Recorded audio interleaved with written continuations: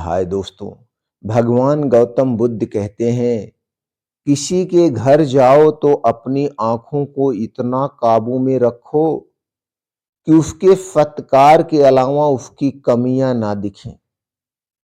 और जब उसके घर से निकलो तो अपनी जुबान को इतना काबू में रखो कि उसके घर की इज्जत और राज दोनों सलामत रहें।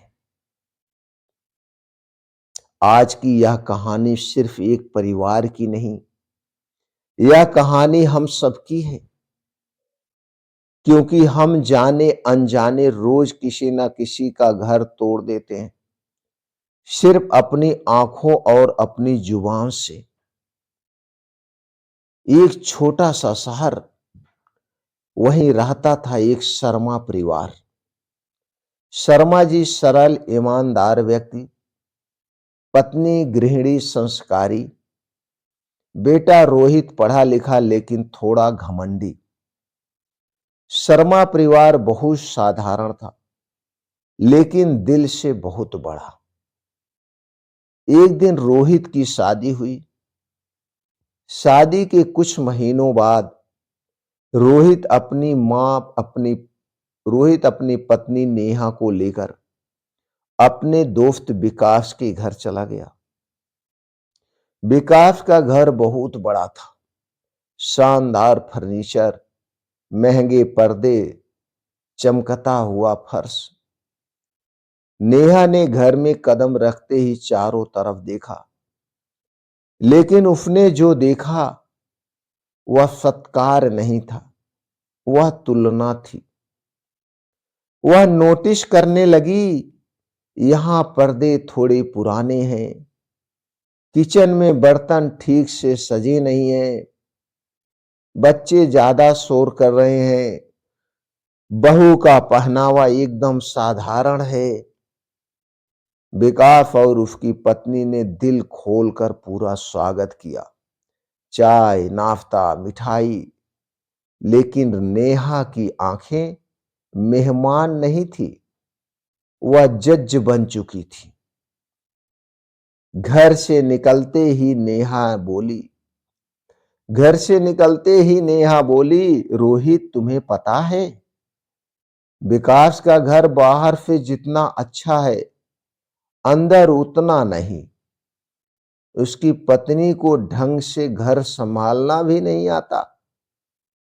रोहित ने भी हामी भर दी, हाँ, और बच्चों में भी कोई संस्कार नहीं दिखा। यह बातें वहीं खत्म नहीं हुई।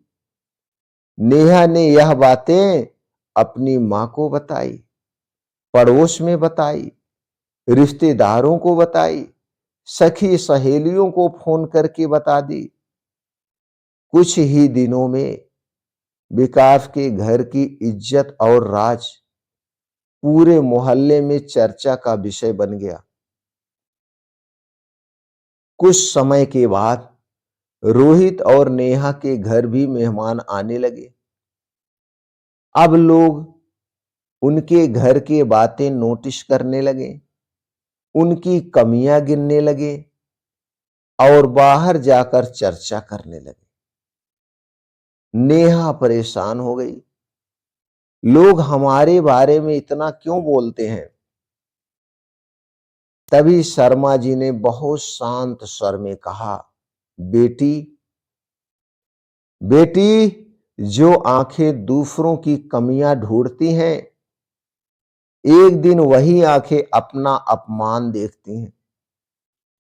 और जो जुबान दूसरों के घर का राज खोलती है, वही जुबान एक दिन अपने घर की इज्जत गिरते देखती है।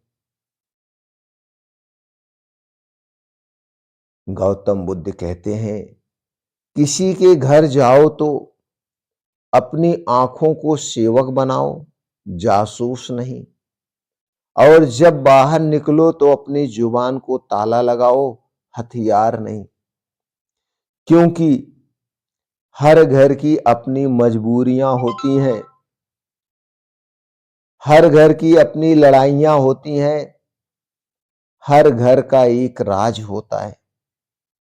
अगर आपने उसे बचा लिया तो आप अपने इंसानियत बचा ली, तो आपने अपनी इंसानियत बचा ली। अगर यह कहानी आपको कहीं से छू गई हो तो समझ लेना बुद्ध की बात आज भी जिंदा है। लाइक करें, शेयर करें ताकि कोई और घर टूटने से बच जाए। कमेंट में जरूर लिखें, मैं अपनी आंखों और जुबान पर काबू रखूंगा। अच्छा मेहमान वही है जो घर से सिर्फ यादें ले जाए, कमियां नहीं।